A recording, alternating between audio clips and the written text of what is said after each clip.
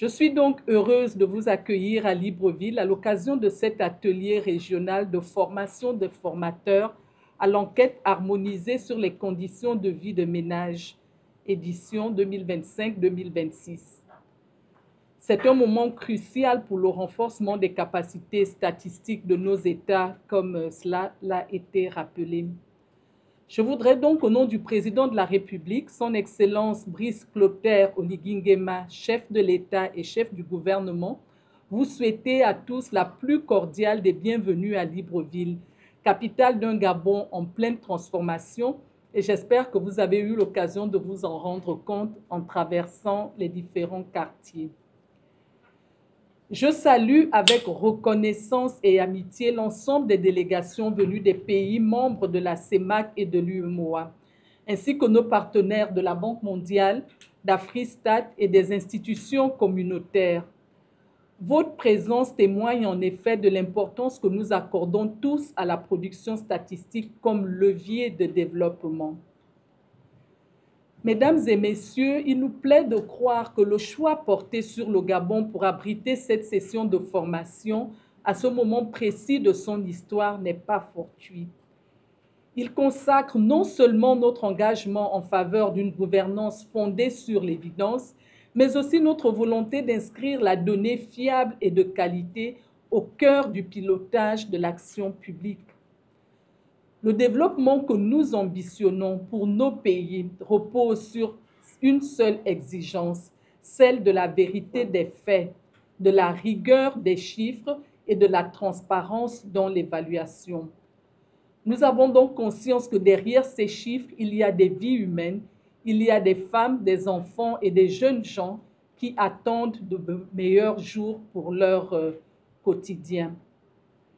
C'est dans cette optique que, sous la très haute impulsion du président de la République, le gouvernement gabonais s'est résolument engagé à améliorer les conditions de vie des populations, à réduire les inégalités sociales, à élargir l'accès aux services sociaux de base et à renforcer la justice sociale sur tout l'ensemble du territoire.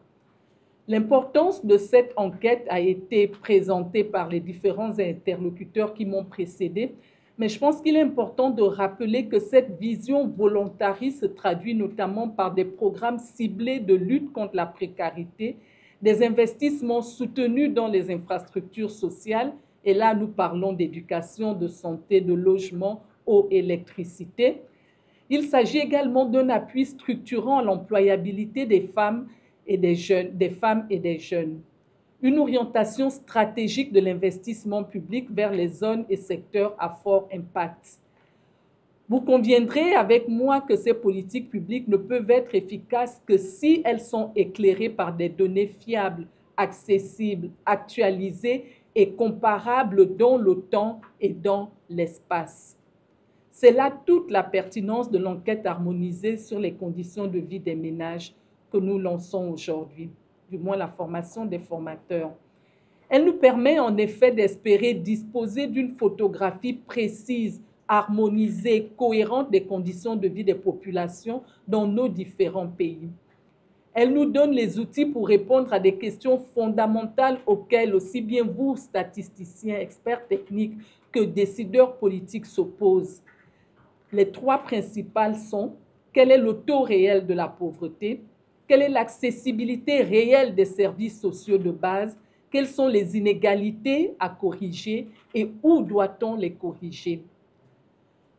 À partir de ce moment, la donnée statistique n'est plus une option technocratique. Elle est un instrument stratégique de souveraineté, de gouvernance et de transformation. Une statistique robuste et crédible renforce la transparence, améliore l'efficacité de la dépense publique et crédibilise nos pays auprès des partenaires techniques et financiers. C'est pourquoi je tiens à saluer l'accompagnement constant de la Banque mondiale à travers le projet d'harmonisation d'amélioration des statistiques en Afrique de l'Ouest et du Centre.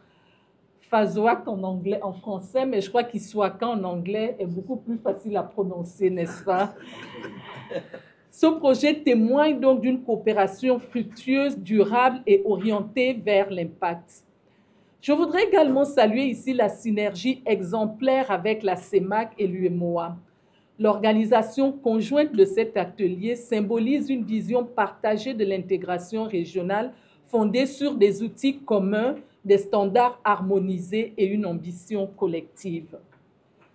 Le Gabon, en accueillant cette formation, réaffirme son engagement à soutenir les chantiers structurants en matière de production statistique. Cet atelier n'est pas seulement un espace de transmission de compétences, mais c'est un acte politique fort, celui de doter notre continent de capacités endogènes pour mieux planifier, mieux décider, mieux évaluer. Chers participants, je vous invite à faire de cette rencontre une véritable plateforme d'échange, d'apprentissage et de co-construction. Appropriez-vous les outils, questionnez les méthodes, partagez les bonnes pratiques, car au-delà des chiffres, comme nous l'avons dit, nous cherchons à améliorer des vies humaines. Nous cherchons à les transformer.